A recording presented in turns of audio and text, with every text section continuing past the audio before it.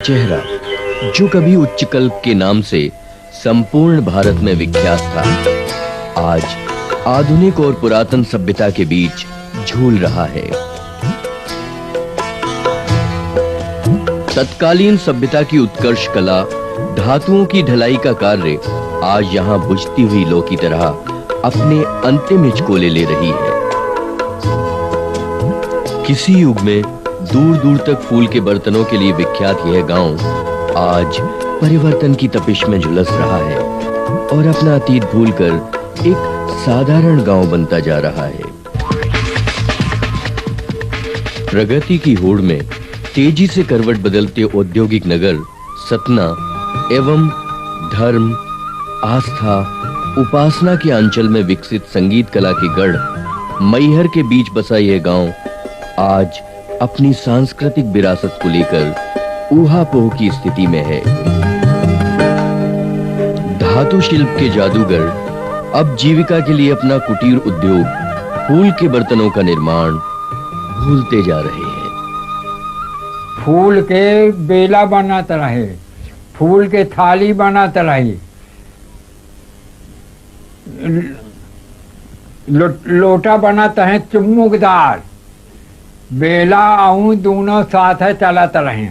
जौन कारीगर हो तो लोटा बनावा, जौन कारीगर हो तो फूल के बेला बनावत है। वहीं से उनका रोजी रोटी चलाता रही है।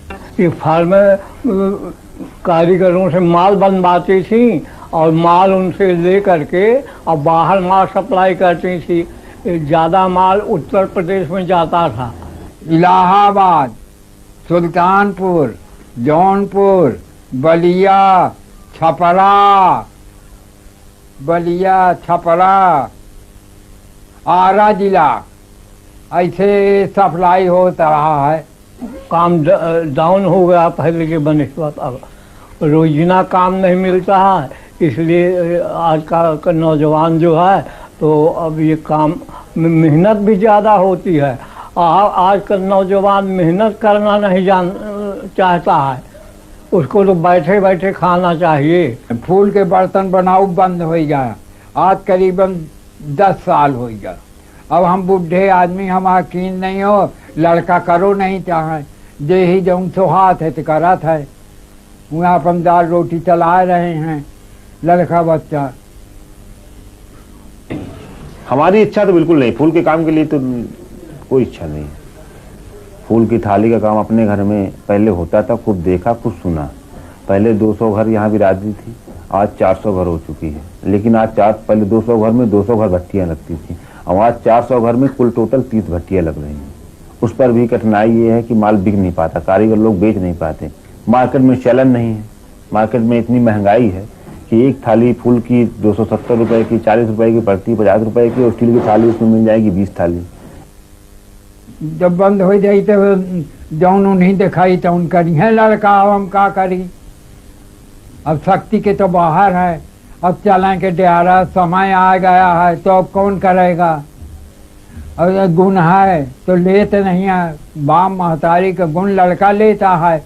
जब बापे महतारी रह जाएगा, गुण दूसरे के चरौरी बिनती करी है, दूसरे के सेवा करी है, तब गुण पड़ी है।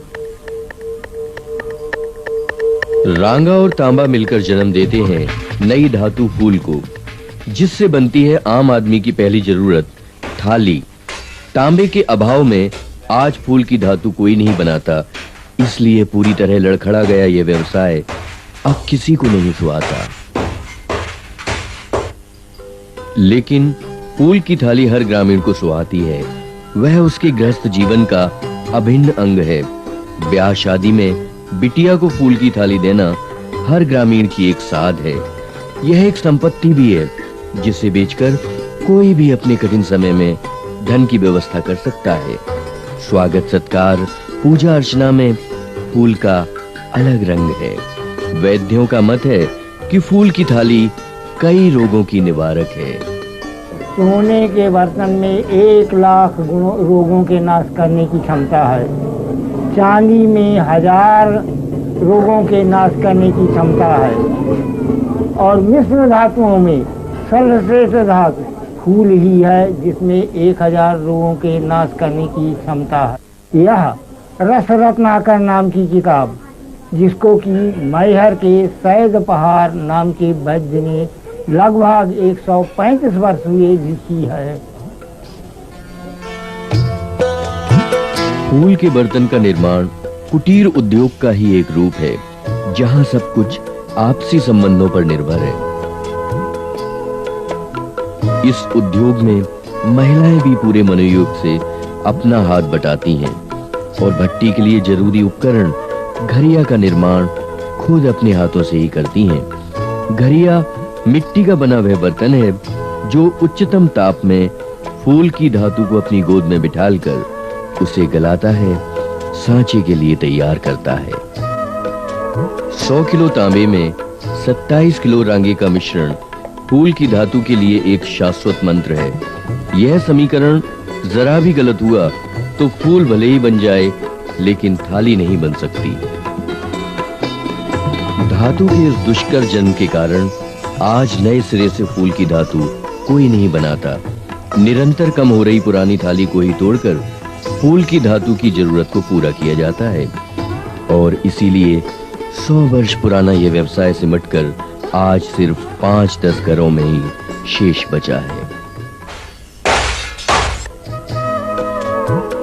ग्राहकों से प्राप्त पुरानी थालियों को तोड़कर पहले छोटे-छोटे टुकड़ों में परिवर्तित किया जाता है। यह कार्य उन घरों में संपन्न होता है जो पुरानी थालियों को वापस खरीदने का व्यवसाय करते हैं। टूटे हुए टुकड़ों को फिर मिट्टी से बनी घरिया के हवाले कर दिया जाता है, नए सिरे से नई धातु का रूप देने के लिए।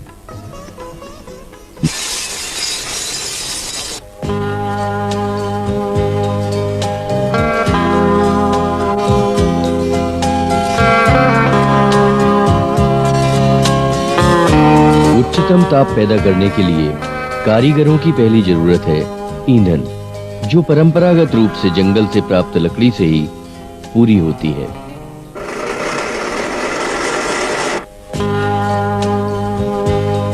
आज के युग में लकड़ी जुटाना भी एक भागीरथी प्रयास है। इसीलिए बहुत कम घरों में साप्ताहिक क्रम से भट्टियां लगाई जाती हैं।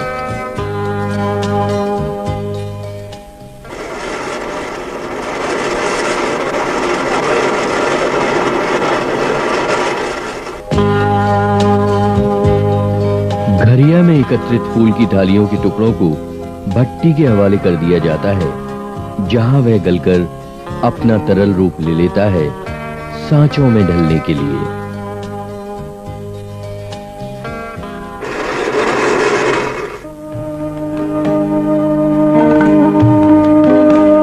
दूसरी ओर होती है सांचे के निर्माण की तैयारी।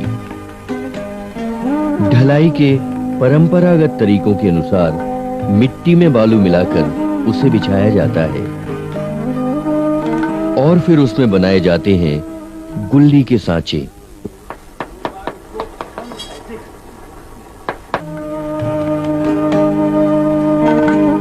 गुल्ली थाली का वह प्रारंभिक शिशु रूप है जो फैलकर बाद में थाली को आकार देता है।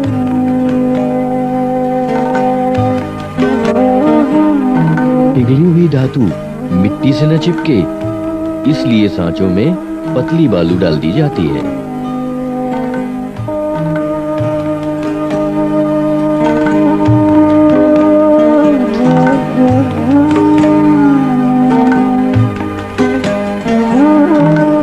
भट्टी से तपकर पिघलकर बाहर आए धातु के तरल रूप को फिर सांचों में ढाला जाता है।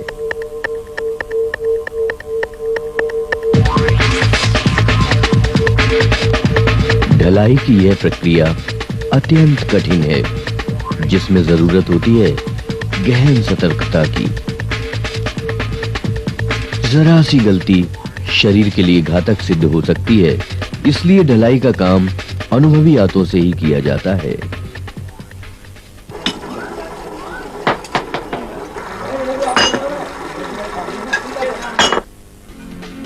ठंडा होने पर इन गुल्लियों से ही बनती है थाली।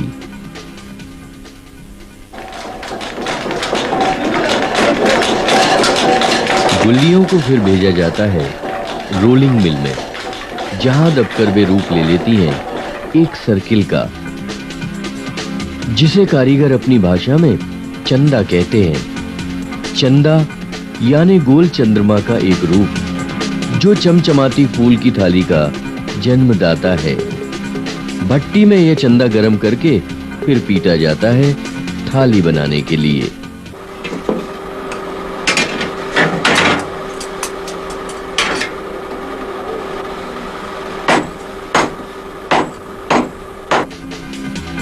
पहले लोहे के भारी हथौड़ों का प्रहार और फिर भट्टी की तपिश। रोलिंग मिल से प्राप्त चंदा धीरे धीरे आकार लेता है थाली की वांछित गोलाई का।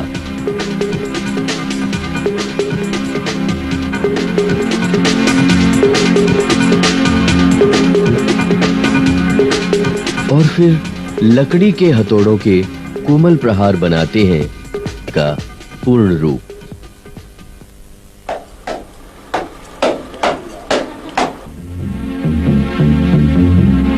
विभिन्न इलाकों के लिए बाजार की मांग के अनुरूप विभिन्न थालियां, कोई चौड़ी किनारेदार तो कोई गहरे आकार वाली। धीरे धीरे कई थालियां भट्टी के उधर से जन्म लेकर बाहर आ जाती हैं।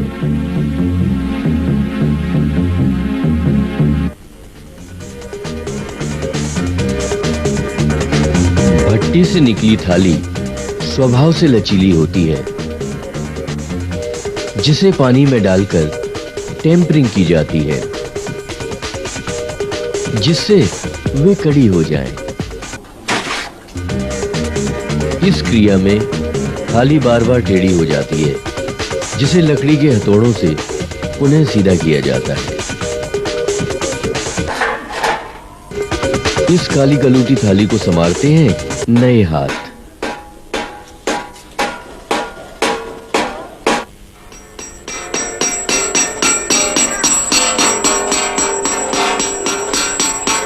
घर घर में ठक ठक करती आवाजों के बीच इन थालियों के किनारे काटे जाते हैं व उन्हें सीधा किया जाता है।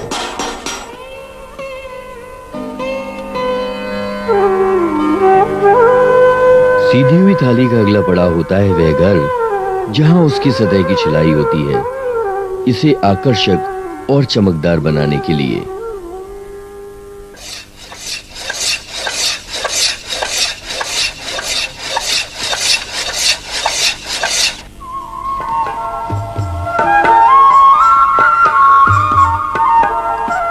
छिलाई और नक्काशी के बाद पहुंचती है थाली उस दुकान पर जहां उसे खरीदने आते हैं दूर दराज के क्षेत्रों से विभिन्न ग्रामवासी।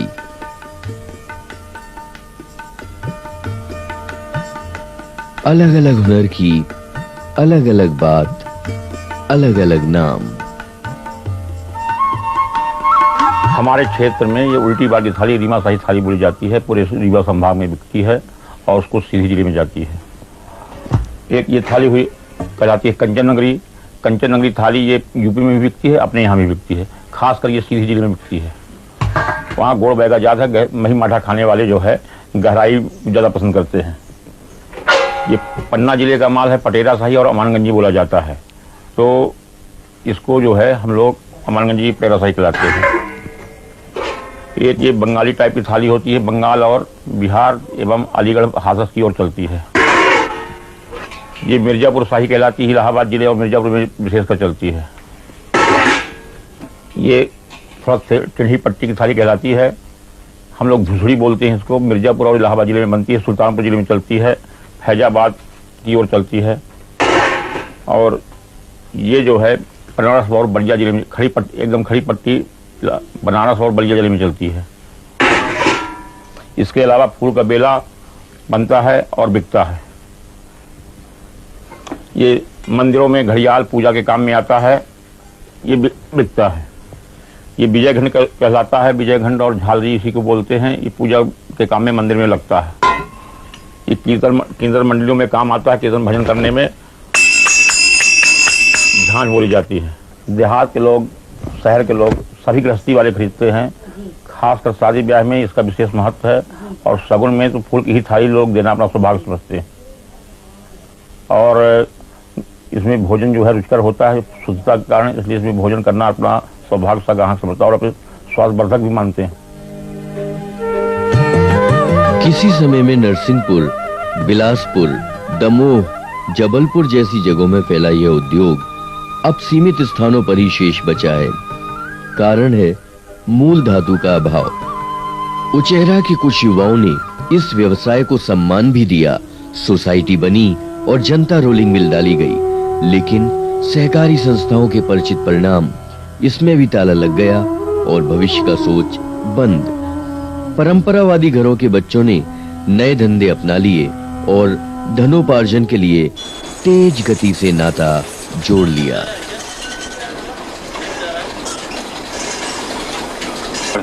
मेरा नाम अरविंद कुमार ताम्रकार है। मैं BSc पास हूँ। पहले फूल की थाली धंधा होता था, अब नहीं होता। पहले यहाँ कारखाने नहीं थे लोटे का, तो पहले यहाँ बाहर से आया करता था माल, तो अब यहीं बनने लगा था कि हाँ वाले यहाँ से लेने लगे और नया नया काम में ज़्यादा फायदा होता है।